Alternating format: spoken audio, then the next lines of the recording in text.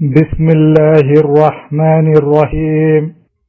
Darussalam Mosque, Thorncliffe Park Drive, Toronto, Canada.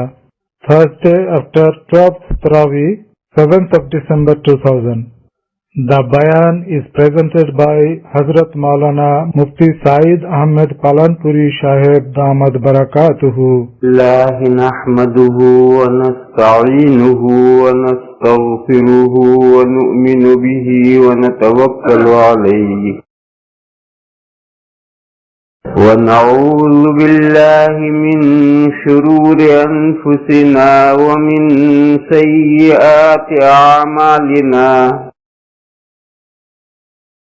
من يهده الله فلا مضل له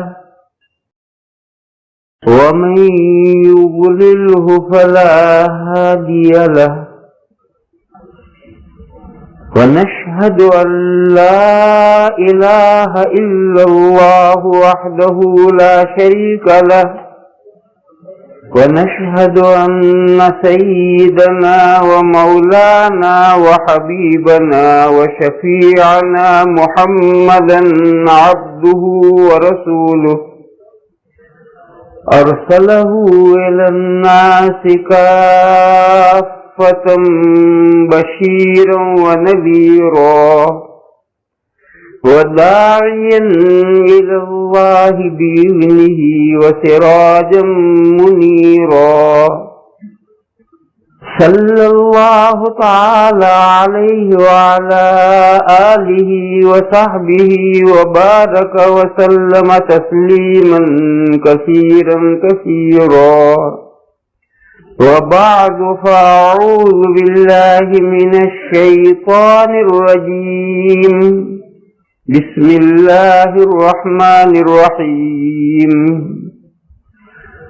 سبحان الذي أسرى بعبده ليلا من المسجد الحرام إلى المسجد الأقصى الذي باركنا حوله لنريه من آياتنا إنه هو السميع البصير صدق اللہ مولانا العظیم سبحان. میرے پیسیج میں جو حضرات باتیں کر رہے ہیں یا تو وہ تشریف رکھیں یا وہاں سے آگے چلے جائیں تاکہ ہم اطمینان سے کام کر سکیں. وہ کیونکہ بیچ میں کانچ ہیں اس لیے یہاں سے وہاں سب نظر آتا ہے، اس لیے پریشانی ہوتی. بعض حضرات ابھی سمجھے نہیں. یہ پیسیج میں جو حضرات باتیں کر رہے ہیں یا تو وہ تشریف رکھیں یا اس دروازے سے آگے جا کر باتیں کریں، کیونکہ یہاں کانچ ہے سامنے نظر آتا ہے تو ہمیں بات کرنے میں دشواری ہوتی. امید کہ اس کی آپ حضرات خیال رکھیں گے. مسجد اللہ کے فضل سے بہت بڑی ہے، جتنا چاہے باتیں کرو مگر اگلے دروازے سے اور آگے جا کر باتیں کرو. لا الہ الا اللہ وحدہ لا شریک لہ. بزرگوں اور بھائیوں، یہ ہمارے مفتی صاحب بھی وہیں کھڑے کھڑے باتیں کر رہے ہیں. سب کی سمجھ میں آیا لیکن مفتی اور مولوی لوگوں کی سمجھ میں نہیں آتا. جب مولوی ہی عمل نہیں کریں گے دوسروں سے کیا کہیں گے؟ لا الہ الا اللہ وحدہ لا شریک لہ. بزرگوں اور بھائیوں، یہ سورہ اسراء کی پہلی آیت ہے جو آج نماز میں پڑھی گئی ہے. اس آیت کریمہ میں اسراء اور معراج کا واقعہ بیان کیا گیا جس سے سبھی مسلمان واقف ہیں. پھر بھی کیونکہ یہ آیت کریمہ آج پڑھی گئی ہے تو اس کی مناسبت سے آج اسراء اور معراج کے واقعے ہی کے سلسلے میں کچھ گزارشات پیش کی جائیں گی.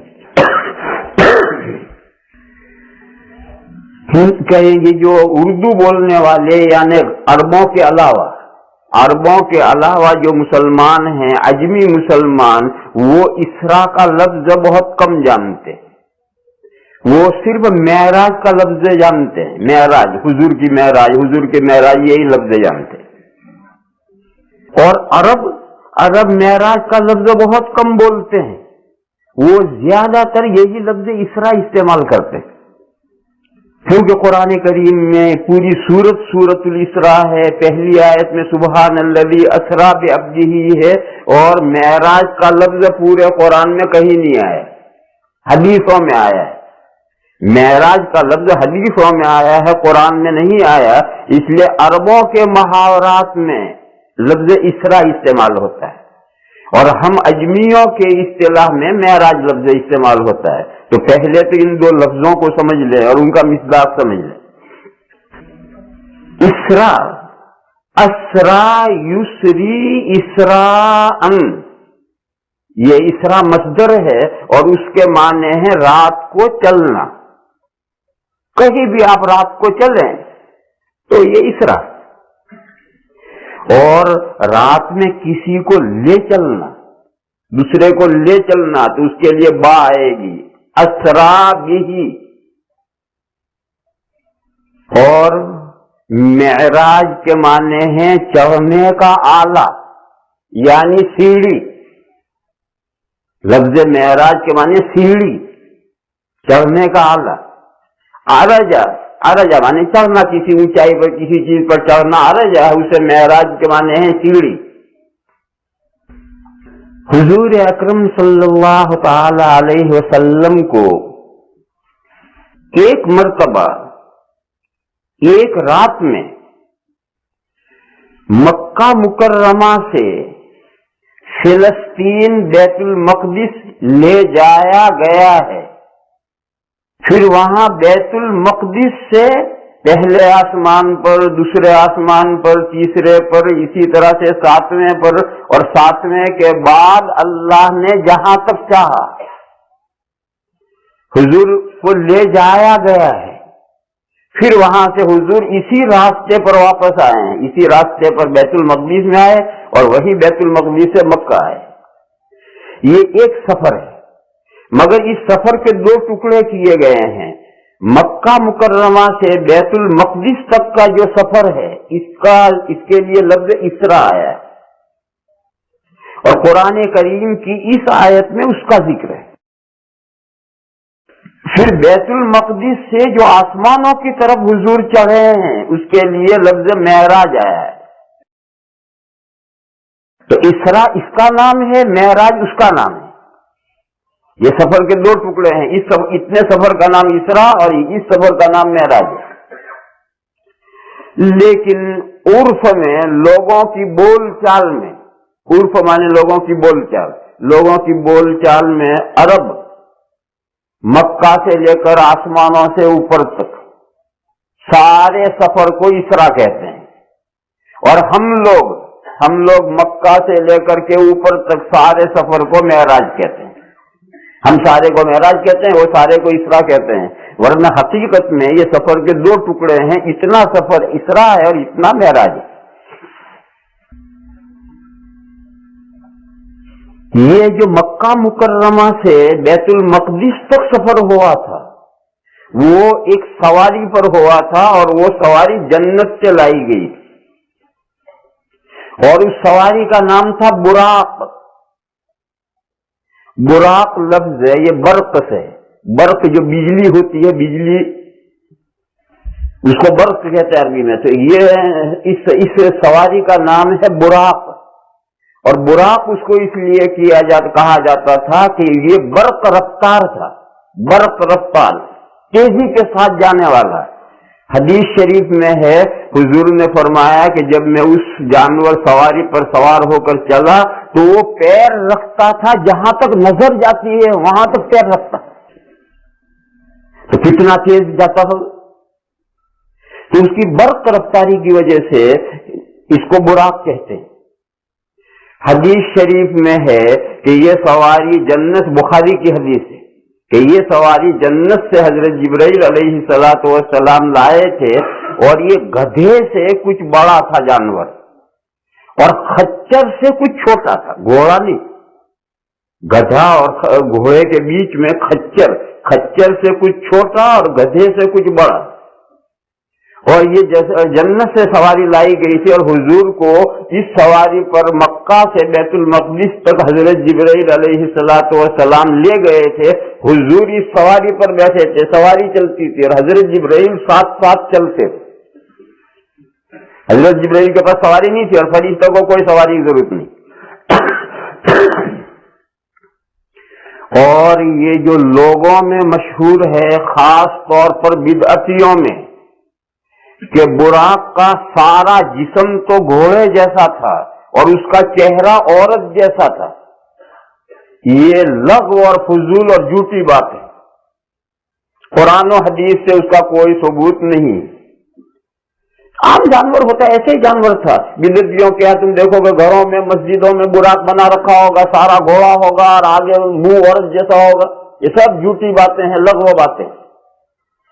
علماء کرام نے اس کی صراحت کی ہے کہ قرآن و حدیث سے یہ چیز ثابت نہیں ہے. بخاری کی حدیث میں فقط اتنے الفاظ آئے ہیں کہ وہ حضرت جبرائیل جنت سے لائے تھے، گدھے سے کچھ بڑا تھا اور خچر سے کچھ چھوٹا تھا، اور جب وہ چلتا تھا تو وہ اپنا پیر منتہائے نظر پر رکھتا تھا. آدمی کی نگاہ جہاں تک پڑتی ہے وہاں پیر رکھتا تھا، اتنا تیزی کے ساتھ جاتا تھا. غرض مکہ مکرمہ سے بیت المقدس تک کا یہ سفر اس براق پر ہوا تھا. پھر بیت المقدس سے جو آسمانوں پر حضور چڑھے تھے تو اس کے لیے سیڑھی رکھی گئی تھی. تو اس سیڑھی کو عربی میں معراج کہتے ہیں. تو چونکہ سیڑھی سے پہلے آسمان پر، دوسرے آسمان پر، تیسرے آسمان پر، یہ سیڑھی سے حضور 7ویں آسمان تک گئے ہیں، اس لیے اس کا نام حدیث میں معراج ہے. اور یہ اس کے لیے اسرا لفظ ہے. یہ دو لفظ الگ الگ ہو گئے. یہ ایک مضمون پورا ہوا. اس کے بعد دوسرا مضمون یہ ہے کہ قرآن کریم نے اس سفر کے ان دونوں ٹکڑوں کو بیان کیا ہے دو الگ الگ جگہوں میں، اور بہت مختصر صرف اشارے کیے. کیوں؟ قرآن کریم تاریخ کی کتاب نہیں ہے، کوئی وہ ہسٹری کی کتاب نہیں ہے. قرآن کریم جو بھی واقعہ ذکر کرتا ہے وہ کسی عبرت کے لیے اور کوئی سبق لینا ہوتا ہے. اس میں وہ واقعے کی ڈیٹیل اور تفصیلات نہیں ذکر کرتا. جو واقعے کی تفصیلات ضروری ہوتی ہیں وہ حدیثوں میں حضور اکرم صلی اللہ تعالی علیہ وسلم وہ تفصیل ذکر کرتے ہیں. باقی قرآن کریم میں کیونکہ یہ تاریخ کی کتاب نہیں ہے تو کتاب ہدایت ہے. قرآن کریم تو کتاب ہدایت ہے، لوگوں کی رہنمائی کے لیے آئی ہے. لہذا کوئی بھی تاریخی واقعہ ہوگا تو اس تاریخی واقعے کے وہ ٹکڑے قرآن بیان کرے گا جس میں سے کوئی ہدایت اور سبق نکلتا. جب یہ ہے تو اب سارا سفر یہاں سے لے کر وہاں تک کا سارا سفر ایک جگہ بیان کرنا ضروری نہیں. کیوں؟ وہ کوئی تاریخی طور پر قرآن نے تھوڑے بیان کیے. لہذا سفر کا یہ ٹکڑا یہاں ہے اور وہ ٹکڑا سورہ نجم میں ہے. یہاں کیوں ہے جو ٹکڑا؟ یہاں پھر آگے پورے رکوع میں جو سورہ اسراء کا پہلا رکوع ہے اس پورے رکوع میں بنی اسرائیل نے یعنی یہود نے، عیسائی تو ابھی ان کا زمانہ نہیں آیا، حضرت عیسیٰ علیہ السلام پیدا نہیں ہوئے. عیسیٰ علیہ السلام کی پیدائش سے پہلے بنی اسرائیل نے یعنی یہود نے بیت المقدس کے اندر جو جو شرارتیں کی ہیں اور بیت المقدس کے ساتھ جو جو بدتمیزیاں کی ہیں اور بیت المقدس کو اجاڑا ہے اور توہین کی ہے، وہ پورے رکوع میں اس کا بیان ہے کہ تم نے بیت المقدس کے ساتھ یہ کیا اور یہ کیا اور یہ کیا اور یہ کیا. تو یہ بیان یہاں سے شروع ہوا ہے.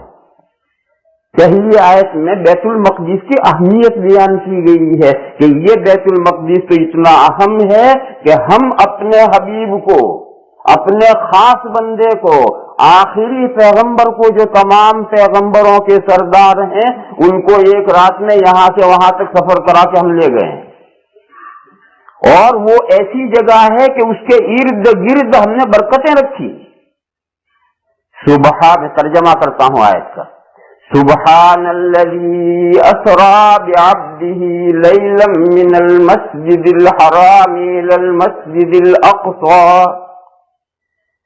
پاک ہے وہ ذات جو لے گئی اپنے بندے کو ایک رات میں، سبحان الذی اسری بعبدہ لیلا، مسجد حرام سے مسجد اقصی تک، یعنی یہاں سے وہاں تک جانے کے لیے صرف ایک رات خرچ ہوئی۔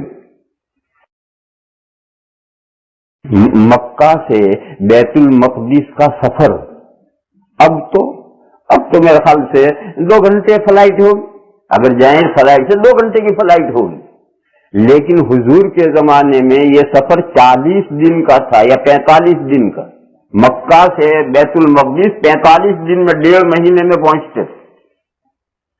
کتنا سفر، 45 دن کا سفر اللہ فرماتے ہیں کہ ہم نے ایک رات میں کرا دیا۔ سبحان الذی اسری بعبدہ، پاک ہے وہ ذات، پاک ہے وہ ذات، یعنی وہ ذات اپنے تمام کمالات کی مالک ہے، اس میں کوئی کمی نہیں ہے، نقص نہیں ہے، کوئی کام وہ ہستی نہ کر سکے، ایسا نہیں، وہ تو پاک ہے، تمام کمیوں سے عیوب سے پاک ہے، وہ تو جو چاہے تو ایک رات ہوئی وہ تو چٹکی بجاتے کر سکتی ہے، وہ ذات تو جو اپنے خاص بندے کو ایک رات میں بیت المقدس سے اس کا مسجد حرام سے بیت المقدس تک لے گئی۔ الذی بارکنا حولہ، وہ بیت المقدس جس کے ارد گرد ہم نے برکتیں رکھی ہیں، یعنی وہ بیت المقدس جو فلسطین میں جو مسجد ہے اللہ کی، اس مسجد کا ارد گرد کا ایریا یعنی وہ پوری کنٹری، اس میں ہم نے برکتیں رکھی ہیں۔ الذی بارکنا حولہ، حضور کو یہاں سے وہاں کیوں لے گئے؟ لنریہ من آیاتنا، تاکہ دکھلائیں ہم حضور کو، تاکہ دکھلائیں ہم ہمارے بندے کو ہماری بڑی بڑی نشانیوں میں سے۔ انہ هو السمیع البصیر، بے شک اللہ تعالی خوب سننے والے ہیں، خوب دیکھنے والے ہیں۔ ان کی حکمت اور مصلحت کا تقاضا ہوا تو اپنے بندے کو لے گئے۔ یہاں سے یہ مضمون شروع ہوا ہے بیت المقدس کی اہمیت بیان کرنی ہے کہ بیت المقدس وہ جگہ ہے۔ پھر اس کے بعد آگے مضمون شروع ہوا ہے اور پورے رکوع میں یہ مضمون آیا ہے کہ اس بیت المقدس کے اندر تم نے یہ خرابیاں کی ہیں، یہ شرارتیں کی ہیں، اس طرح سے ادھم مچایا ہے، اس طرح سے بیت المقدس ویران کیا ہے، اجاڑا ہے، وہ پورا رکوع اسی بیان میں۔ تو اصل اسراء کا واقعہ بیان کرنا مقصود نہیں ہے، اصل تو اس جگہ کی اہمیت بیان کرنی ہے، لہذا اتنا بیان کافی۔ اور دوسرا ٹکڑا بیت المقدس سے آسمانوں کے اوپر، وہ سورہ نجم میں آیا ہے، اور وہاں بھی واقعہ مقصود نہیں ہے، وہاں یہ مضمون بیان ہو رہا ہے کہ حضور اکرم صلی اللہ تعالی علیہ وسلم جو کچھ دین پیش کر رہے ہیں وہ دین ان کی بات نہیں ہے، ان کے اپنے دل کی باتیں نہیں ہیں۔ جو دین حضور اکرم صلی اللہ تعالی علیہ وسلم پیش کر رہے ہیں وہ اللہ کی طرف سے ان کی طرف وحی کیا جا رہا ہے۔ کون وحی لے کر آتا ہے؟ حضرت جبرائیل لے کر آتے ہیں۔ حضرت جبرائیل کس شکل میں آتے ہیں؟ اپنی اصلی شکل میں آتے ہیں یا شکل بدل کر آتے ہیں؟ قرآن کریم نے بتلایا کہ حضور نے حضرت جبرائیل کو زندگی میں 3 مرتبہ حضرت جبرائیل کو ان کی اصلی شکل میں دیکھا ہے، صرف 3 مرتبہ۔ باقی احوال میں حضرت جبرائیل تشریف لاتے تھے تو اپنی اصلی شکل میں نہیں آتے تھے۔ تو یہ مضمون وہاں چل رہا ہے، وہ تیسرا موقع ہے جب حضرت جبرائیل حضور کے ساتھ گئے تو حضرت جبرائیل اپنی اصلی شکل میں نہیں، یہاں سے بیت المقدس تک گئے، وہاں سے چڑھے چڑھے چڑھے چڑھے چڑھے 7واں آسمان آ گیا، 7ویں آسمان سے بھی آگے چلے تو بارڈر کی بیری آئی۔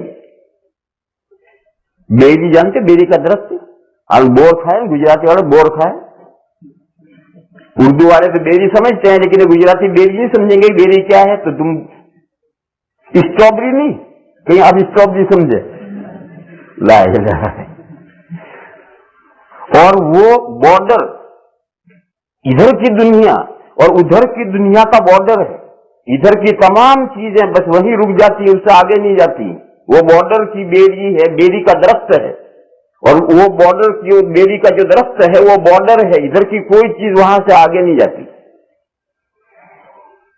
اس کے لیے عربی میں لفظ ہے سدرۃ المنتہا. سدرہ کے معنی ہے بیری کا درخت اور منتہا کے معنی بارڈر, آخری حد. تو سدرۃ المنتہا ہے, وہ بارڈر کی بیری ہے. جب حضور کے ساتھ حضرت جبرائیل اس سدرۃ المنتہا پر پہنچتے ہیں تو سدرۃ المنتہا پر پہنچ کر حضرت جبرائیل اپنی اصلی شکل میں ہو گئے. مکہ سے وہاں تک اپنی اصلی شکل میں نہیں تھے, مگر وہاں پہنچ کر اصلی شکل میں ہو گئے تھے. تو حضور نے تیسری مرتبہ حضرت جبرائیل کو وہاں اصلی شکل میں دیکھا. تو میں نے تھوڑی سی غلطی کی, 3 مرتبہ نہیں 2 مرتبہ. یہ جو 3 مرتبہ میں نے کہا یہ غلط کہا, 3 مرتبہ نہیں. حضور اکرم صلی اللہ تعالی علیہ وسلم نے حضرت جبرائیل کو ان کی اصلی شکل میں 2 مرتبہ دیکھا ہے. 1 مرتبہ زمین پر اور 1 مرتبہ سدرۃ المنتہا پر. بس پوری زندگی میں حضرت جبرائیل کو ان کی اصلی شکل میں 2 مرتبہ حضور نے دیکھا ہے.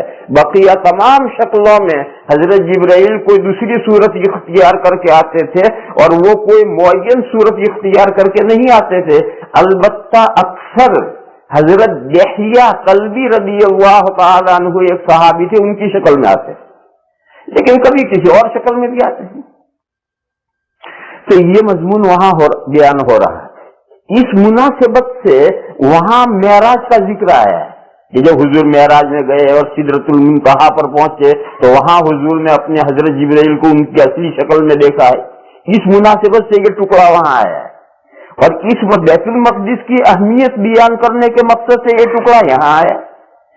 تاریخ بیان کرنا نہ یہاں مقصد ہے نہ وہاں مقصد ہے. وہاں اللہ پاک کا ارشاد ہے وَالنَّجْمِ إِذَا هَوَى, قسم ہے ستارے کی جب وہ گرتا ہے, یعنی غروب ہوتا ہے, یعنی ڈوبتا ہے. تمام ستارے, سورج جو ہے سورج بھی ایک ستارہ ہے, وہ بھی ایک نجم ہے. یہ سب جو ڈوبتے ہیں تو کیا سمجھتے ہیں آپ؟ کنویں میں گر پڑے اور اللہ جانے وہ کہاں گئے؟ نہیں. جیسا یہاں سے اگتا ہے اور برابر ایک چال سے چلتا ہے ہر ستارہ, اور ستارہ ہر ہوتے ہوتے ہوتے ہوتے ہوتے والنجم اذا ہوا, تو آپ یہ نہ سمجھیں کہ ڈوب کر کنویں میں گر پڑا اللہ جانے کہاں گئے. نہیں, جیسا یہ ہے اسی طرح سے ڈوبنے کے بعد بھی اسی طرح سے اللہ کی نگرانی میں چل رہا ہے.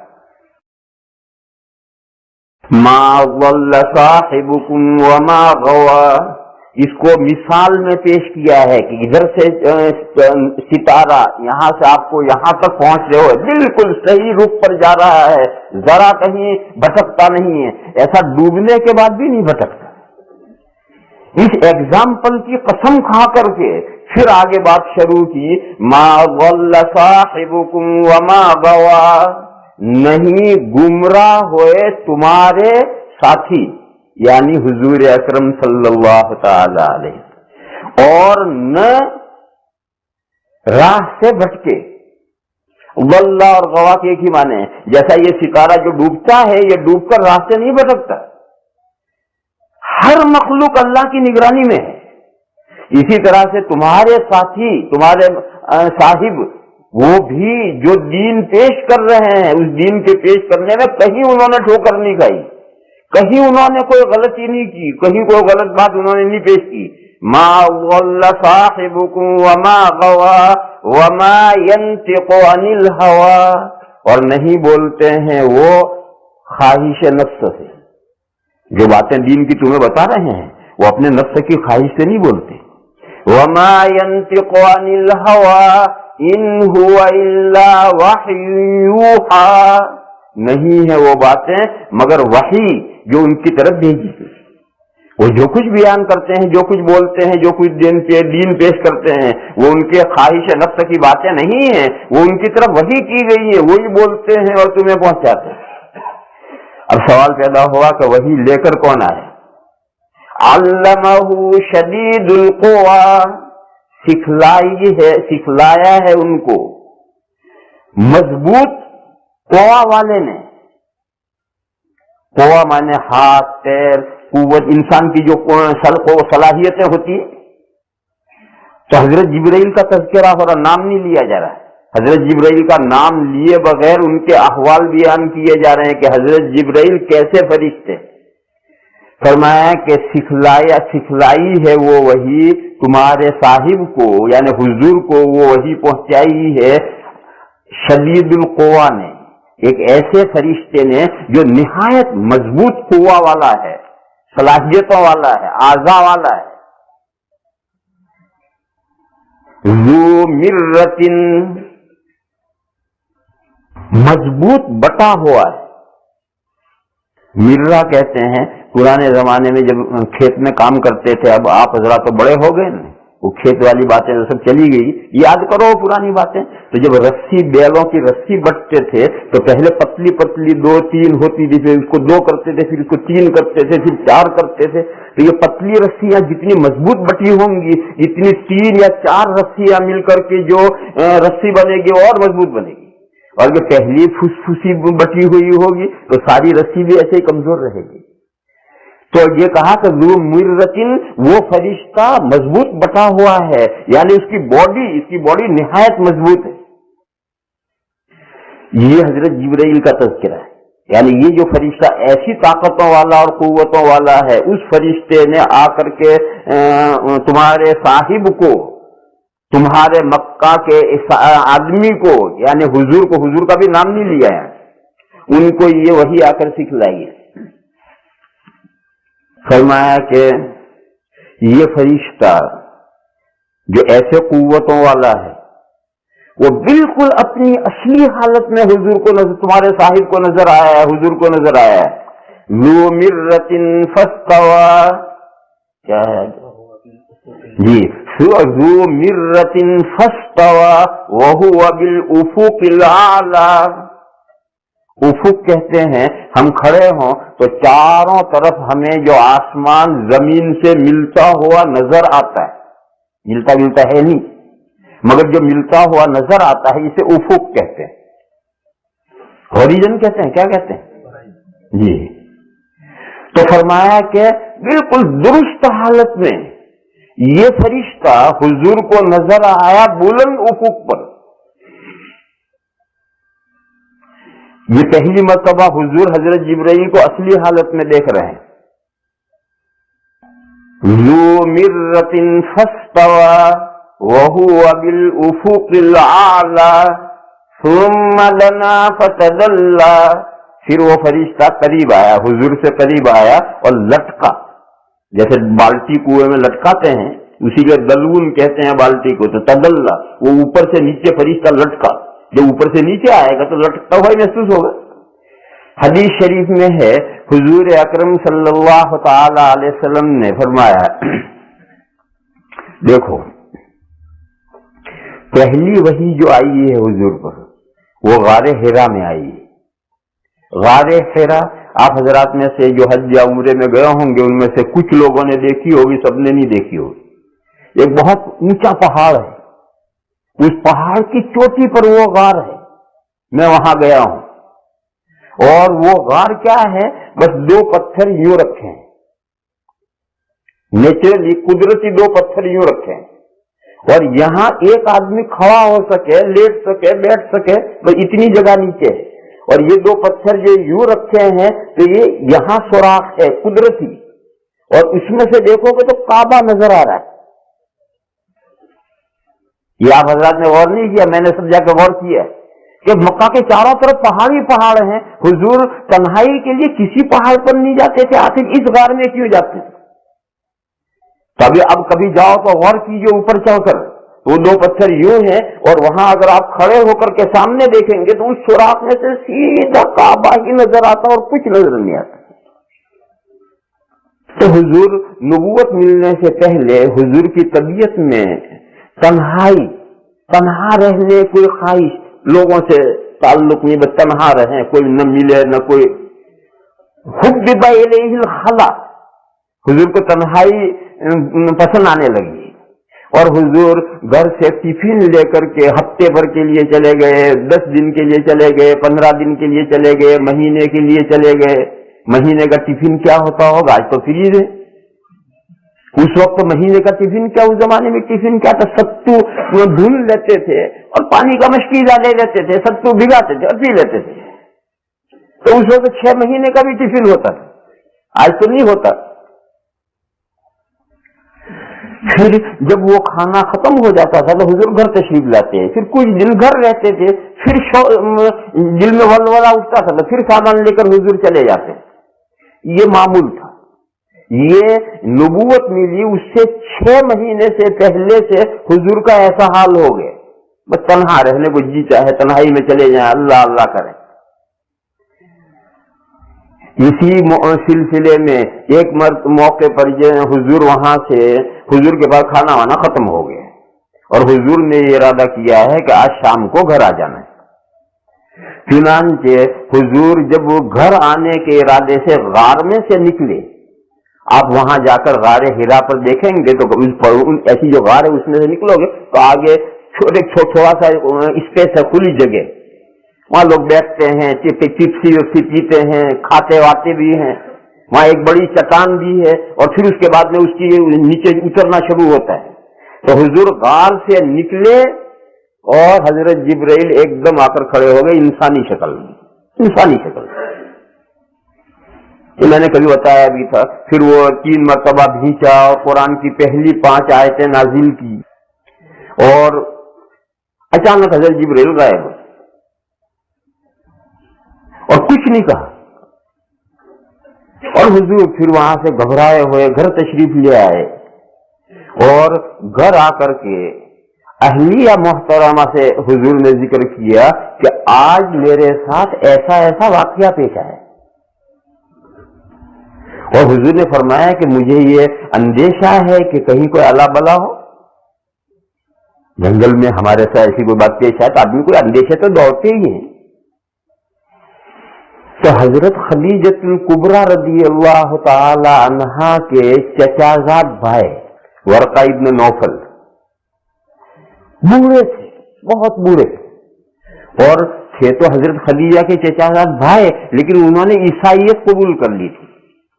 مشرک نہیں تھے، مکہ کے مشرکین نہیں تھے، بلکہ انہوں نے عیسائیت قبول کر لی تھی، اور عیسائیت قبول ہی نہیں کی تھی، عیسائیت کے بڑے اچھے عالم تھے، زبردست نہیں کہہ رہا میں، بڑے اچھے عالم تھے اور پڑھے لکھے تھے، اور عبرانی زبان میں سے انجیل کا عربی میں ترجمہ کرتے تھے اور کتاب لکھتے تھے۔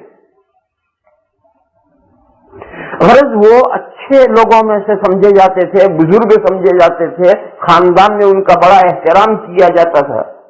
تو حضرت خدیجہ اچھا ہو گئے تھے، بڑھاپے میں نابینا بھی ہو گئے، تو حضرت خدیجہ حضور کو لے کر اپنے چچازاد بھائی کے پاس لے گئی حضور، فوراً نہیں، فوراً اسی وقت نہیں، حضور تشریف لائے، پھر حضور نے یہ ذکر کیا واقعہ، پھر اسی رات لے گئی، دوسری مغرب بعد یہ واقعہ پیش آیا تھا، پہلی وہی مغرب بعد آئی، عصر کے بعد مغرب کے قریب میں جب حضور گھر آنے کے لیے غار میں سے نکلے ہیں تو پہلی وحی آئی، مغرب بالکل سورج غروب ہوتے ہی مغرب بعد پہلی وحی آئی۔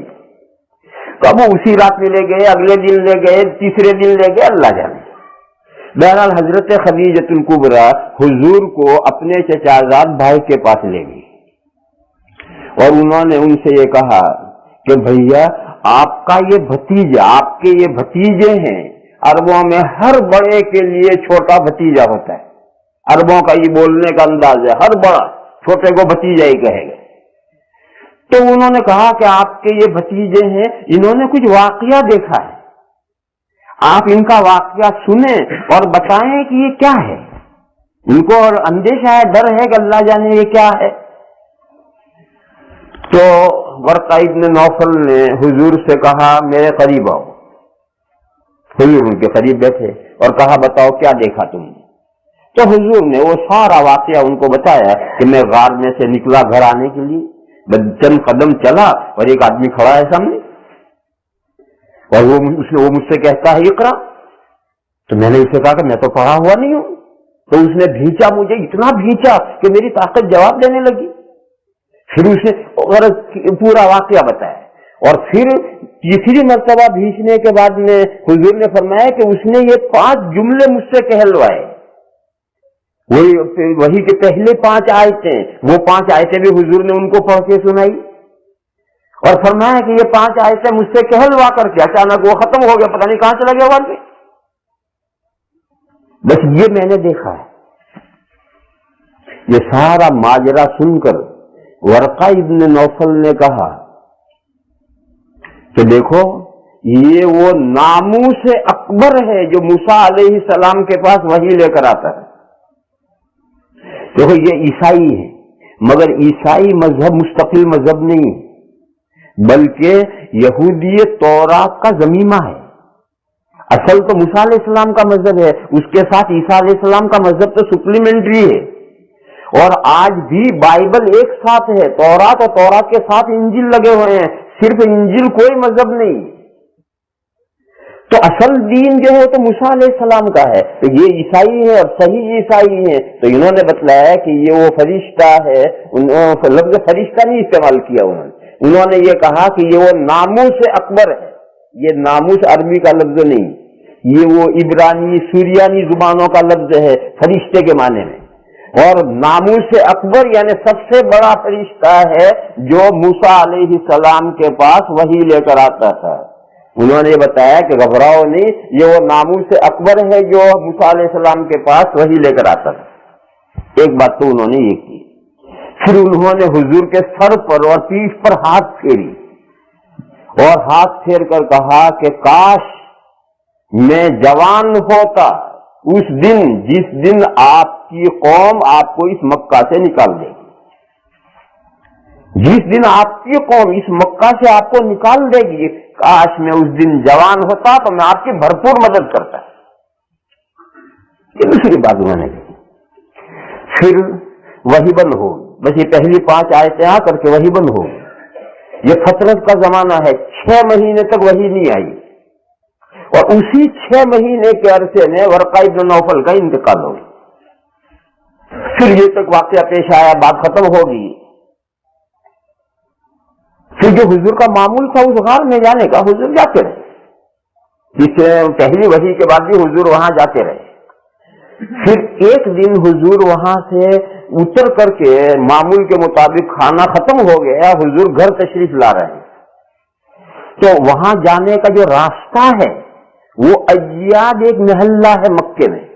کبھی آپ حضرات جو گئے ہوں گے تو جدھر بادشاہ نے محل بنایا ہے پہاڑ کے اوپر، اس پہاڑ اس محل اور اس کے سامنے ایک ہاسپٹل ہے مستشفیٰ ایاد، ان دو کے بیچ میں جو روڈ جاتا ہے وہ ایاد محلہ ہے. اس ایاد محلے سے راستہ اس جبل رحمت پر جاتا تھا جہاں غار ہرا ہے. تو حدیث شریف میں ہے حضور نے فرمایا کہ میں پہاڑ سے غار ہرا سے اتر کر کے گھر آ رہا تھا اور ایاد محلے میں جب میں پہنچا تو میری اچانک جو نظر پڑی آسمان پر، تو آسمان کے دور کنارے میں حضرت جبرائیل علیہ الصلوۃ والسلام کرسی پر بیٹھے ہیں اور اتنا بڑا جسم ہے کہ سارا افق بھرا ہوا ہے ان کے جسم سے سارا افق بھرا ہوا ہے. یہ تو پہلے ہی تو گھبرائے تھے، اب تو ایک اور شکل میں نظر آئے. یہ دوسری مرتبہ، پہلے تو اصلی شکل میں نہیں تھے، اب اصلی شکل میں نظر آ رہے ہیں.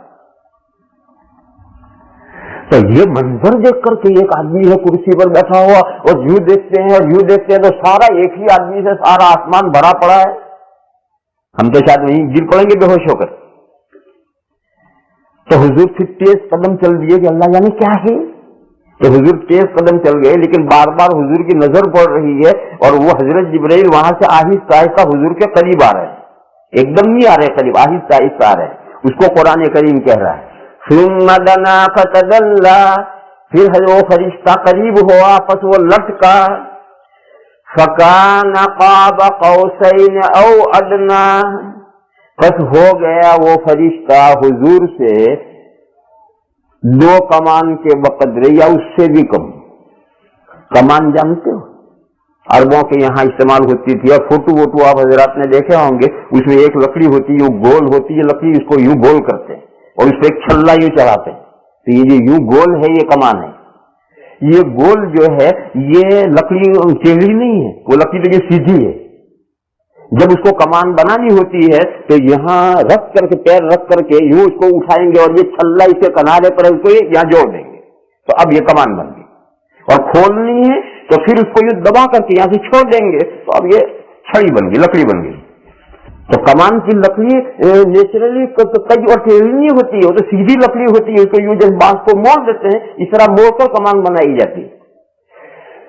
तो ये कमान जब तीर चलाना है तब तो कमान बना लेंगे, और जब तीर चला चुके तो उसको छल्ला निकाल लेंगे और ये लकड़ी बन जाएगी, और वो छड़ी के तौर पर इस्तेमाल होगा। कोई चीज नापनी हो तो ये एक कमान, ये दूसरी कमान।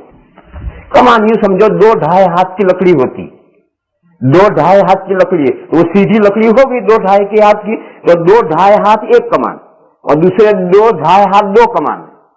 तो कहा वो फरिश्ता लटकता लटकता इतना करीब आया कि हुजूर से 2 कमान के बकदरा रह गया या उससे भी कम। फकाना काब कौसैन औ अदना, ये मैंने कहा था आहिस्ता आहिस्ता आ रहे हैं और हुजूर तेज कदम चल रहे हैं, और चलते चलते हुजूर घर पहुंच गए। घर वहां से हुजूर का कितना दूर है आप हजरात क्योंकि मक्का की पूरी वाकिफ नहीं है। जब अय्या से आते हैं तो फिर वहां आकर के अय्या का महल्ला खत्म हो जाता है और हरम शरीफ आता है, तो यूं मुड़ करके फिर सफा पहाड़ आता है, और सफा पहाड़ से यूं मुड़ करके सफा और मरवा के बीच में यूं सीधे चलोगे तो वहां एक लाइब्रेरी है।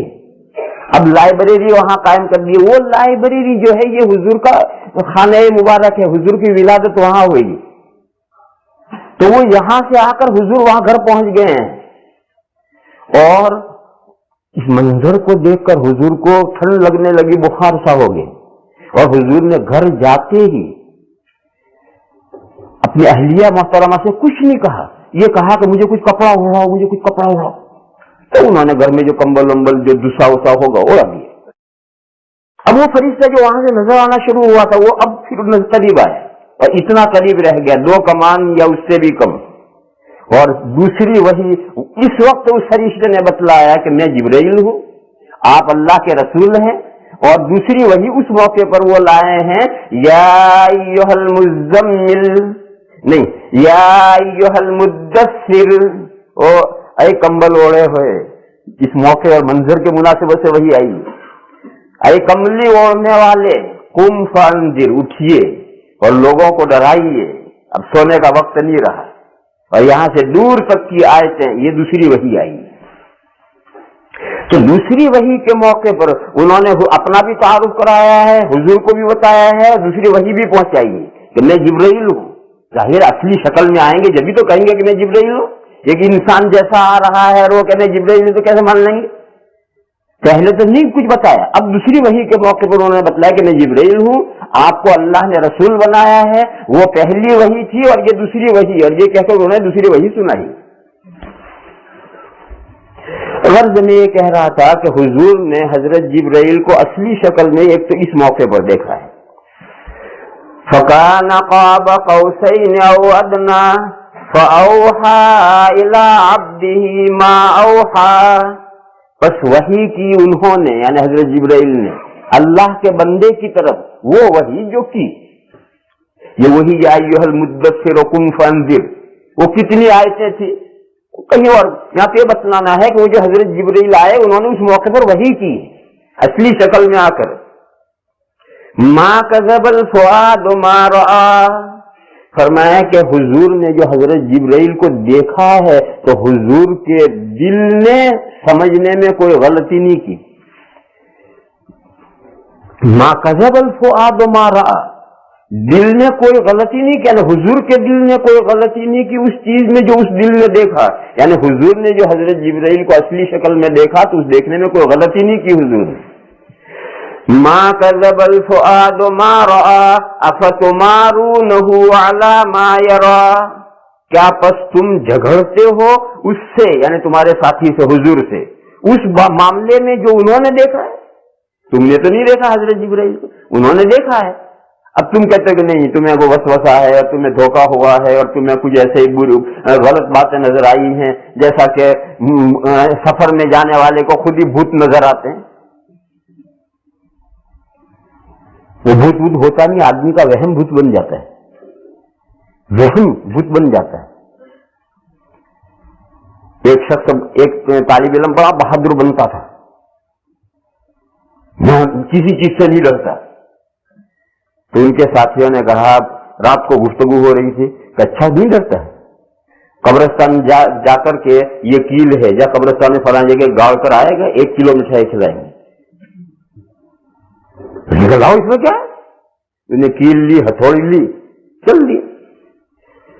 پہلے تو وہ کچھ یہ قبرستان قریب آنے لگا دل دھڑکنے لگا، یہ جو قبرستان قریب آنے لگا دل دھڑکنے لگا. حالانکہ کچھ بھی نہیں، جب تم دوپہر کو قبرستان جاتے ہو تو رات کو 12 بجے کیوں نہیں جا سکتے؟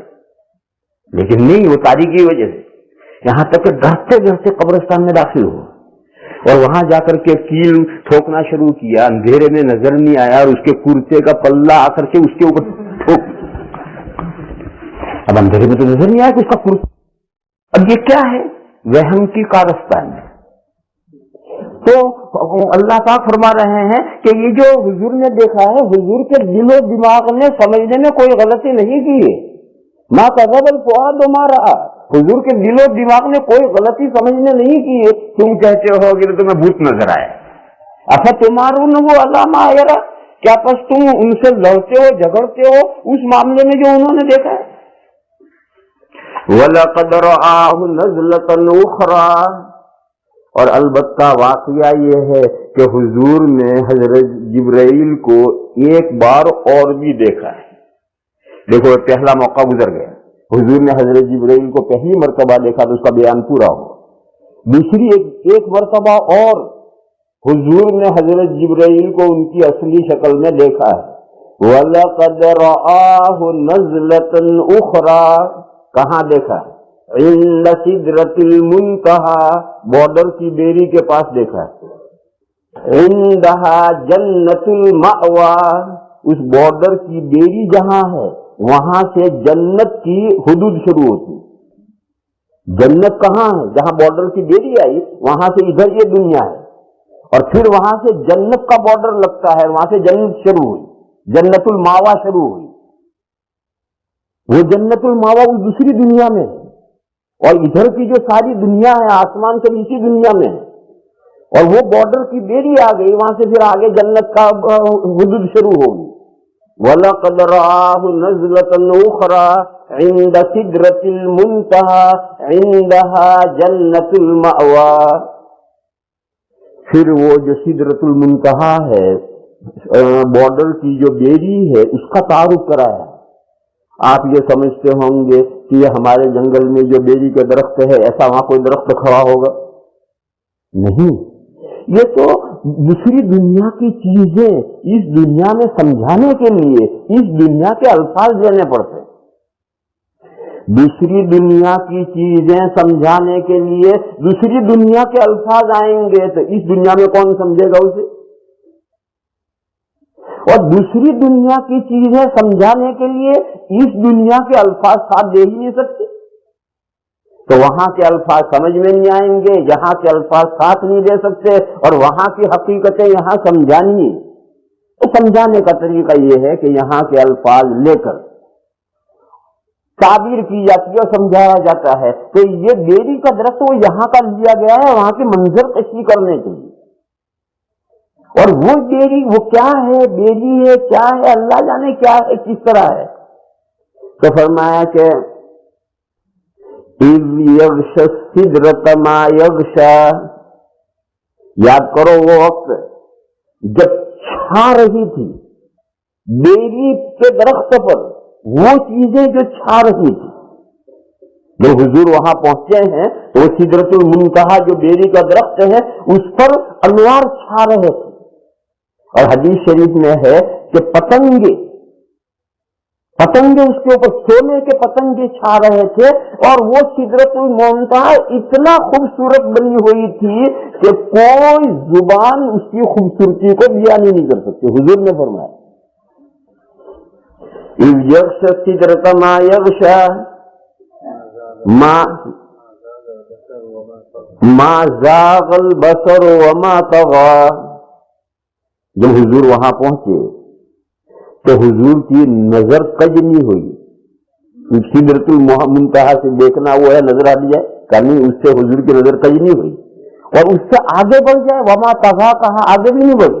जो सिदरतुल मुंतहा हुजूर को दिखाना था मुज़य्यन करके, जो हुजूर को दिखाना था, हुजूर उसी को देखते रहे। देखा हुजूर ने, मा ज़ाग़ल बसर व मा तग़ा लक़द रआ मिन आयात रब्बिहिल कुबरा। अलबत्ता वाक़या ये है कि उस सिदरतुल मुंतहा पर हुजूर ने अल्लाह की बहुत बड़ी बड़ी निशानियां देखी। इसकी कोई तफसीर नहीं, हदीस में भी नहीं। हुजूर ने वहां क्या क्या देखा, किस तरह देखा, उसकी कोई तफसीर नहीं। अल्लाह फरमाते हैं कि अलबत्ता वाक़या ये है कि हुजूर ने उस सिदरतुल मुंतहा पर अल्लाह की बहुत बड़ी बड़ी निशानियां देखी। फिर आगे दूसरा मजमून शुरू हो रहा। तो मुझे तो ये बताना था कि हुजूर ने हजरत जिब्राइल को उनकी असली शक्ल में एक मर्तबा और सिदरतुल मुंतहा पर देखा है। तो हुजूर सिदरतुल मुंतहा पर गए तो ही तो देखा। हुजूर सिदरतुल मुंतहा पर कब गए हैं? मेराज के वाक़े। यूं मेराज का जिक्र यहां आ गया, इशारा आया। मेराज के वाक़े की तरफ फकत इशारा इतना यहां आया, और मक्का से बैतुल मक़दिस तक का जो सफर है उसका इशारा यूं आया। यहां क्या बयान करना है? बैतुल मक़दिस की फजीलत और अजमत बयान करनी है कि ऐसा अल्लाह का घर, उस घर के अंदर तुमने ये बदमाशियां की, और पूरा रुकू आगे, और यहां ये बतलाना है। तो असल तो मेरे भाइयों में ये समझा रहा था कि कुरान करीम ये कोई तारीखी किताब नहीं। वो जब भी किसी तारीखी वाक़े को कोट करती तो उसमें से वो जुज़ लेती है जो हिदायत और कुरान के मजमून से मुनासिबत रखती है, बस उतना जिक्र किया जाता है। तो ये पूरा वाक़या, एक टुकड़ा यहाँ आया, एक टुकड़ा यहाँ आया है, इसकी तफसीलात हदीस शरीफ में आई। हदीसों में बहुत सारी हदीसें हैं जिसमें इसरा और मेराज की तफसीलात आई हैं। ये मजमून भी पूरा हुआ। तीसरा मजमून, मेराज के सिलसिले में 4 बातों में इख्तिलाफ है, और ऐसा इख्तिलाफ है कि कोई हल करने की कोई सूरत ही नहीं।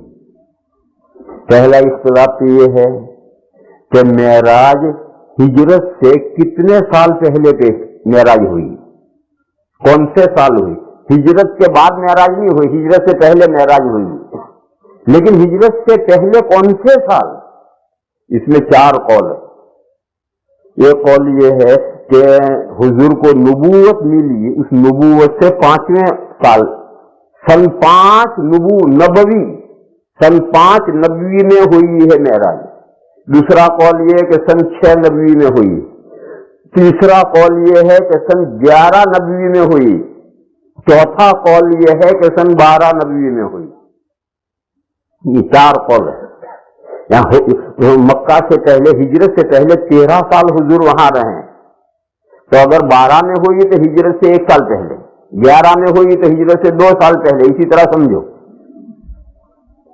फिर ये कि दिन कौन सा था, महीना कौन सा था, इसमें भी इख्तिलाफ है।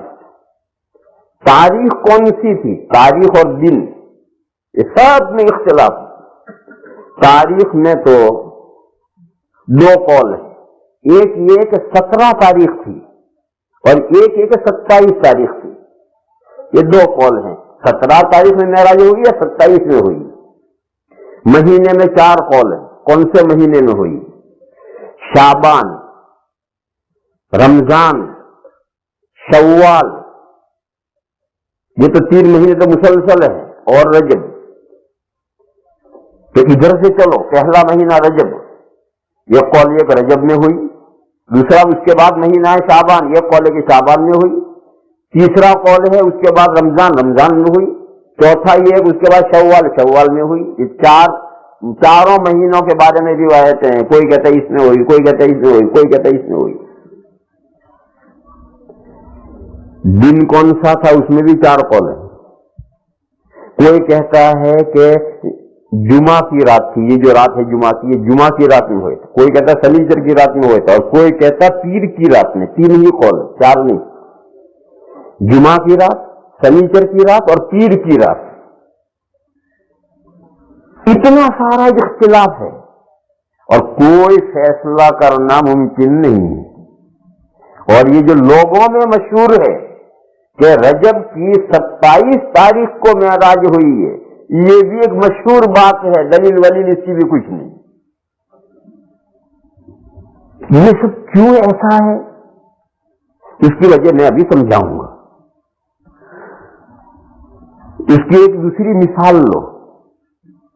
हुजूर अकरम सल्लल्लाहु ताला अलैहि वसल्लम की वफात किस दिन और किस तारीख में और किस महीने में हुई? तय है कि रबीउल अव्वल में वफात हुई। तय है कि पीर के दिन वफात हुई। पीर के दिन सुबह 8:30 बजे हुजूर की वफात हुई। कौन सी रबीउल अव्वल की कौन सी तारीख थी, अल्लाह जाने कौन सी। और ये जो लोगों में मशहूर है कि 12 रबीउल अव्वल तो झूठ है। 12 रबीउल अव्वल तो हो ही नहीं सकती। अगर हो सकती है तो 9 रबीउल अव्वल हो सकती है, 12 नहीं हो सकती। क्यों नहीं हो सकती? देखो ये रबीउल अव्वल है, इस रबीउल अव्वल से पहले सफर है, सफर से पहले मुहर्रम है, मुहर्रम से पहले जिलहिज्जा है। इस जिलहिज्जा में हुजूर ने हज किया और अरफा का 9 तारीख जो थी जिलहिज्जा की, अरफा का दिन ये जुमा था। ये बिल्कुल पक्की बात है। तो जिलहिज्जा की 9 तारीख अरफा का दिन जुमा था। अब कैलकुलेटर लेके बैठ जाओ, बीच के सब महीने 29 के फर्ज करो, 30 के फर्ज करो, बाद 29 के फर्ज करो, बाद 30 फर्ज करो। 12 और पीर जमा हो ही नहीं सकती। 12 को पीर आता ही नहीं। और ये 2 बातें तो तय हैं, रबीउल अव्वल महीना तय है और पीर का दिन तय है। और 12 को पीर आता ही नहीं, घर जाकर हिसाब करने बैठ जाइए, क्योंकि ये दिन मुतय्यन है। 9 तारीख अरफा का वो जुमा का दिन था। अब वहां से तुम गिनना शुरू करो। जिलहिज्जा को 29 का मानो या 30 का मानो, मुहर्रम को 29 का मानो या 30 का मानो, सफर को 29 का मानो या 30 का मानो।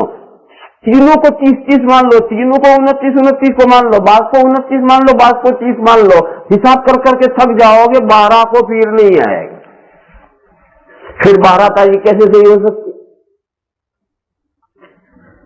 अब कोई सोचता है कि इस्लामी तारीख में इतना बड़ा वाकया हुजूर की वफात का, क्या सहाबा ने वो तारीख भी महफूज नहीं रखी? और हुजूर की जिंदगी में इतना बड़ा अहम वाकया मेराज का, क्या सहाबा ने उसे भी महफूज नहीं रखा? ये सवाल कुदरती अपने ज़हनों में आता है कि नहीं? जवाब ये है कि वो अल्लाह ने बुला दिया और किसी हिकमत से बुलाया है। अल्लाह ने बुलाया है और किसी हिकमत से बुलाया है। देखो, आप हजरात को तफसील करने का वक्त नहीं है। कुरान करीम में बाज आयतें मनसूख हुई, तिलावत भी मनसूख, हुक्म भी मनसूख, और बाज आयतें मनसूख हुई है, तिलावत मनसूख, हुक्म बाकी। ये जो मनसूख होती थी ये आयतें बुला दी जाती थी। कुरान करीम में है, मा नंसख मिन आयतिन औ नुनसिहा नाति बिखैरिन मिनहा औ मिस्लिहा। तो भुला दिया, एक आयत मनसूख हो गई, हुजूर के ज़हन से भी निकल गई, सब सहाबा भी भूल गए। तो नुस्खा है कि जो आयतें मनसूख कर दी जाती थी वो भुला दी जाती थी। तो जैसे कुरान की वो आयतें जो नाजिल हुई हैं और आज शाम तक हुजूर और सभी सहाबा उन आयतों को कुरान नमाज में पढ़ रहे हैं, और कल को किसी के ज़हन में वो आयत नहीं। कुरान करीम में छोटी सूरतों में है, सनुक़रिउका फला तंसा इल्ला मा शाअ अल्लाह। अल्लाह फरमाता है कि हम आपको पढ़ा रहे हैं, ہم آپ کو پڑھا رہے ہیں، آپ جو ہم پڑھا دیں گے اس میں کوئی چیز نہیں بھولیں گے۔ حضرت جبرائیل آ کر پوری وحی ایک مرتبہ پڑھ کر سنا کر چلے جاتے تھے، ایک ایک کلمہ حضور کے دل و دماغ میں نقش ہو جاتا تھا۔ کیوں؟ حضرت جبرائیل نے تھوڑی پڑھا ہے، تو اللہ نے سنایا۔ تو فرمایا کہ سنقرئک فلا تنسى، ان قریب پڑھائیں گے ہم آپ کو، پس آپ بھولیں گے نہیں، الا ما شاء اللہ، مگر وہ جس کو بھلانا اللہ چاہے۔ اس آیت کریمہ کی تفسیر میں یہ ہے کہ جو حصہ قرآن کا منسوخ ہو جاتا تھا وہ اللہ بھلا دیتے، تو بعض مرتبہ بھلانا بھی کسی مصلحت سے ہوتا ہے۔ تو ابھی یہ اسلامی تاریخ کے اتنے بڑے واقعے، اور صحابہ نے وہ مہینہ اور وہ سال اور وہ تاریخ اور وہ رات اور وہ وار، گجراتی لفظ وار، سوموار اتوار، وہ وار یاد نہیں رکھا جس میں معراج ہوئی، اور وہ تاریخ وہ یاد نہیں رہی کہ جس تاریخ میں حضور کی وفات ہوئی۔ کیوں؟ کسی مصلحت سے بلایا گیا ہے۔ وہ مصلحت کیا ہے اب میں سمجھاؤں۔ اسلام کی یہ عیدیں دو ہیں، صرف اونلی 2 عیدیں ہیں اسلام کی، اور مسلمانوں نے 10 عیدیں بنا رکھی ہیں۔ مسلمانوں نے 10 عیدیں بنا رکھی ہیں، اسلام میں صرف 2 عیدیں، لا ثالث لہما، تیسری کوئی عید اسلام میں نہیں ہے، اور مسلمانوں نے 10 عیدیں بنا رکھی۔ اسلام کی 2 عیدیں کیا ہیں؟ ایک شوال کی پہلی تاریخ، رمضان ختم ہوا اور شوال کی پہلی تاریخ آئی، یہ عید الفطر ہے، روزے ختم کرنے کی یہ عید، خوشی، رمضان کے روزے اس دن ختم ہو گئے۔ اور ایک عید الاضحیٰ، بقرہ عید، بکرا وہ بکرا جو بکتا ہے بازار میں۔ ایک قصہ سناؤ، بعض گہرے اور باریک مضامین ہوتے ہیں، دماغ تھکتا ہے تو قصہ آ جاتا ہے، پھر دماغ ہلکا ہو جاتا ہے۔ دیوبند کے قریب میں ایک گاؤں ہے بڑودہ، وہ بڑودہ گجرات والا نہیں، دیوبند کے قریب میں ایک گاؤں ہے بڑودہ، چھوٹا سا گاؤں ہے۔ وہاں ایک سادھو تھا جو مسلمانوں کو بہت پریشان کرتا تھا۔ وہ یہ کہتا تھا کہ اسلام میں 5 فرض ہیں، بنی الاسلام علی 5، کلمہ، نماز، روزہ، زکوٰۃ، حج۔ وہ کہتا تھا کہ جو تم جانور کاٹتے ہو یہ کہاں سے لائے ہو؟ یہ تو کوئی اسلام میں ایسا کوئی ضروری نہیں۔ اور بہت دوسرا جاہل مسلمان بیچارے پڑھے لکھے تو تھے نہیں، وہ سادھو وہ پڑھا لکھا تھا اور وہ ان کو بہت پریشان کرتا تھا۔ یہ سادھو جو ہوتے ہیں بہت پڑھے لکھے ہوتے ہیں۔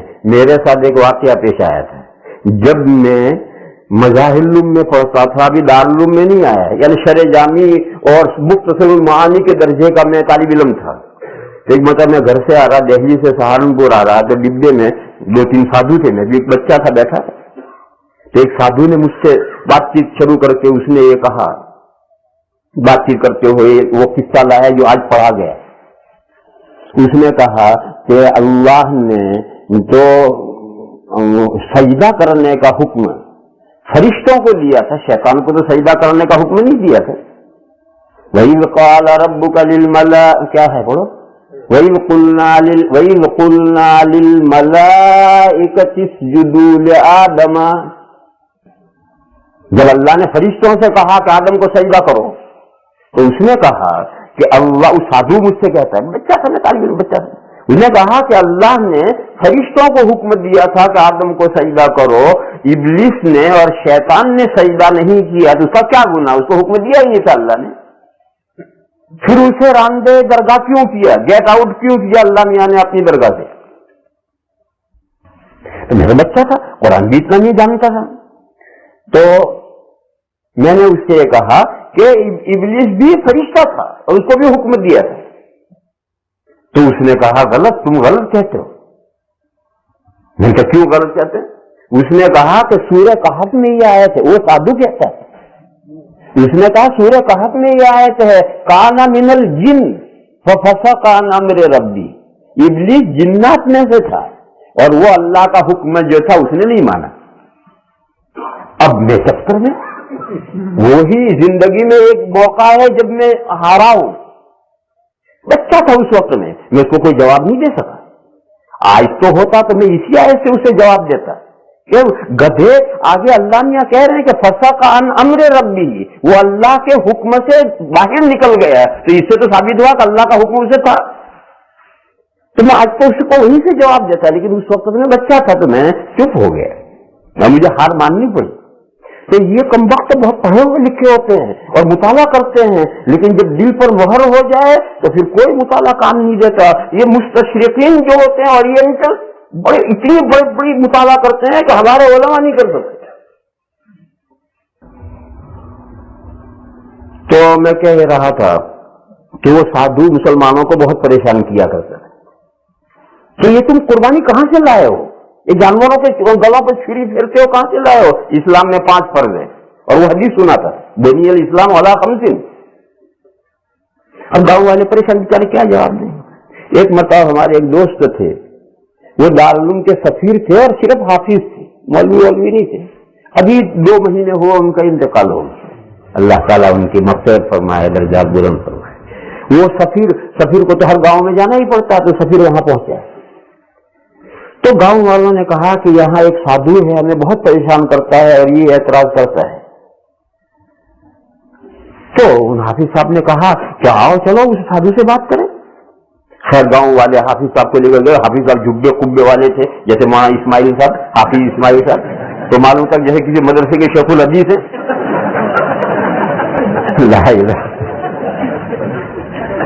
تو ان کو لے کر کے وہاں گئے. انہوں نے سادھو سے اس نے مدارات کی، اٹھایا، چائے وائے پلائی.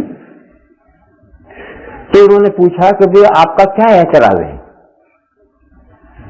تو اس نے کہا کہ میں یہ کہتا ہوں کہ اسلام میں 5 فرض ہیں، کلمہ، نماز، روزہ، زکوٰۃ، حج.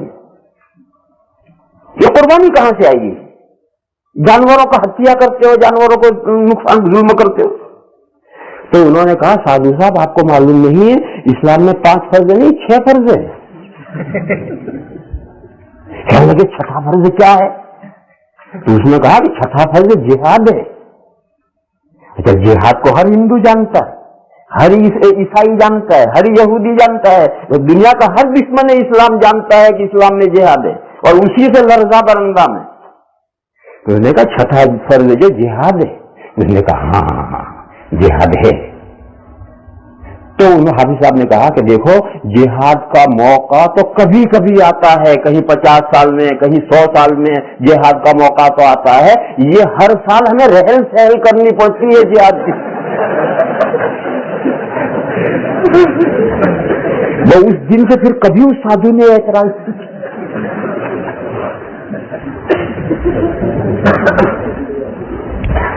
لا الہ الا اللہ وحدہ لا شریک لہ. تو یہ بکرا عید ہے. چھوٹے کاف سے ہو تو بکرا ہے جو بازار میں مارکیٹ میں بکتا ہے، اور بڑے کاف سے ہو تو گائے بھینس ہے، بقرۃ کا. عربی میں نہ چھوٹا کاف ہے نہ بڑا کاف ہے، یہ تو سب ہمارے بکرا عید اور بکرا عید ہیں. عربی میں تو عید الاضحیٰ یعنی قربانی کرنے کی عید. اضحیٰ مانے قربانی کرنا، قربانی کرنے کی عید. اسلام میں فقط یہ 2 عیدیں، تیسری کوئی عید نہیں. نہ حضور نے اپنی زندگی میں کوئی تیسری عید منائی، نہ صحابہ نے. صحابہ کا زمانہ 100 سال کا ہے. حضور کا انتقال ہوا ہے سن 10 ہجری میں، اور آخری صحابی کا انتقال ہوا ہے سن 110 ہجری میں. تو صحابہ کا پورا 100 سال کا دور ہے. اس 100 سال کے دور میں کسی صحابی نے کوئی تیسری عید نہیں منائی، نہ تابعین نے منائی، نہ تبع تابعین نے منائی. یہ 300 سال کا زمانہ ہے. اس 300 سال میں کبھی ان 2 عیدوں کے علاوہ کوئی عید منائی ہی نہیں گئی. یہ تو پھر جب جہالت کا زمانہ آیا، بے عملی کا زمانہ آیا، تو پھر طرح طرح کی مسلمانوں نے عیدیں گھڑی شروع کی. عید میلاد النبی شروع ہوئی. عید میلاد النبی یعنی حضور کس دن پیدا ہوئے، جس دن پیدا ہوئے اس دن عید. اور ہمارے گجراتی کیا کہیں 12 وفات. تو وہ 12 وفات ہوئی. عید میلاد النبی اور 12 وفات ایک ہے، یعنی 12 وفات. ایک عید یہ شروع ہو گئی, ایک عید محرم کی شروع ہو گئی, شیعوں نے شروع کر دی, اور دوسرے بہت سو نے سنی اور شیعہ کے بیچ کے بچولیے ہیں. ایک تو شیعہ ہے اور ایک سنی ہے اور ایک بیچ کے بچولیے ہیں, وہ محرم کی عید کرتے ہیں. یعنی وہ شیعہ نہیں ہے مگر تعزیہ بھی نکالتے ہیں, یہ بھی کرتے ہیں, وہ بھی کرتے ہیں. وہ سنی بھی نہیں ہے, شیعہ بھی نہیں ہے, بیچ کے بچولیے ہیں, خنثی مشکل. انہوں نے وہ عید شروع کر دی. کچھ لوگوں نے 27 رجب کو معراج کی عید شروع کر دی. کسی نے حضرت پیران پیر کی کوئی عید 11ویں شریف شروع کر دی, اور پتہ نہیں کتنی عیدیں شروع کر دی ہیں. ہمارے ہندوستان میں جو کیلنڈر چھپتے ہیں ان کیلنڈر میں دیکھو کہ عید 12 عید میلاد النبی اور عید محرم, اور یہ گنتے گنتے تھک جاؤ گے, اتنی ساری عیدیں ہیں اس میں. یہ سب مسلمانوں نے شروع کی ہیں. اسلام کے جو شروع کے 3 دور ہیں ان 3 دوروں میں کوئی عید نہیں تھی 2 کے علاوہ. تو پھر جب تھی ہی نہیں تو تاریخیں کہاں سے یاد رہیں گی اور کیوں محفوظ رہیں گی؟ کیا ضرورت ہے محفوظ رکھنے کی؟ اور بالقصد یہ بھلا دی گئی. کیوں؟ جب وہ صحیح دن ہی اور تاریخ ہی معلوم نہیں ہے تو کس دن تم عید کہو گے؟ رجب کون سے مہینے میں ہوئی, معراج کون سے مہینے میں ہوئی اور کون سے تاریخ میں ہوئی, کوئی متعین کر ہی نہیں سکتا. حضور کی وفات یقیناً پیر کو ہوئی ہے, لیکن تاریخ کون سی تھی؟ رجب کا ربیع الاول کا مہینہ تھا بے شک, لیکن ربیع الاول کی کون سی تاریخ تھی کوئی متعین کر ہی نہیں سکتا. تو یہ کچھ حکمتیں ہیں اور کچھ مصلحتیں ہیں جس کے لیے یہ سب چیزیں بھلائی گئی ہیں. اور یہ تو سب بعد میں یہ جو بڑے دن کا تصور آیا ہے, شب برات بڑا دن, فلاں بڑا دن, یہ بڑے دن کا جو تصور آیا ہے کب سے آیا ہے؟ جب سے مسلمانوں نے بے عملی اختیار کی. اب سال بھر تو نماز پڑھتے نہیں, ایک بڑی رات آ گئی اور ایک بڑا دن آ گیا, رات بھر نماز پڑھ ڈالی اور صبح فجر کی نہیں پڑھی, اور دل کو مطمئن کر دیا کہ بڑی رات میں پڑھ لیا اور اتنے کروڑ اور ارب اور خرب ثواب مل گیا ہے, اب آگے پڑھنے کی کیا ضرورت ہے؟ یہ سب بڑے راتیں اور بڑے دن یہ سب بے عملی کے نتیجے میں شروع ہوئے ہیں. ورنہ جو ریگولر عبادت کرتا ہے اس کے لیے ہر شب شب قدر رکھتا ہے, اس کے لیے ہر رات شب قدر ہے. جو ہر سال کی 365 راتوں میں ہر رات عبادت کرتا ہے اسے شب قدر ڈھونڈنے کی کیا ضرورت ہے؟ یہ تو سال کی 65 راتوں میں عبادت کرتا ہے, اس کے لیے تو ہر شب شب قدر رکھتا ہے, ہر رات شب قدر ہے. تو غرض میں یہ کہہ رہا تھا کہ ان مصلحتوں سے یہ سب بلایا گیا ہے. یہ مضمون بھی پورا ہو گیا. اب آگے آیت کریمہ تفسیر رہ گئی, کل ہو سکتا ہے یاد رہے گا تو اسی مضمون کو چھیڑیں گے, اور اگر یہ مضمون نہیں چھیڑے تو کل 7 بزرگوں کا قصہ سنائیں گے, 7 بزرگوں کا, جو جن کو اصحاب کہف کہتے ہیں, غار والے. وہ جو غار والے ہیں وہ 7 بزرگ ہستیاں گزری ہیں, ان 7 بزرگوں کا قصہ سنائیں گے. آخر دعوانا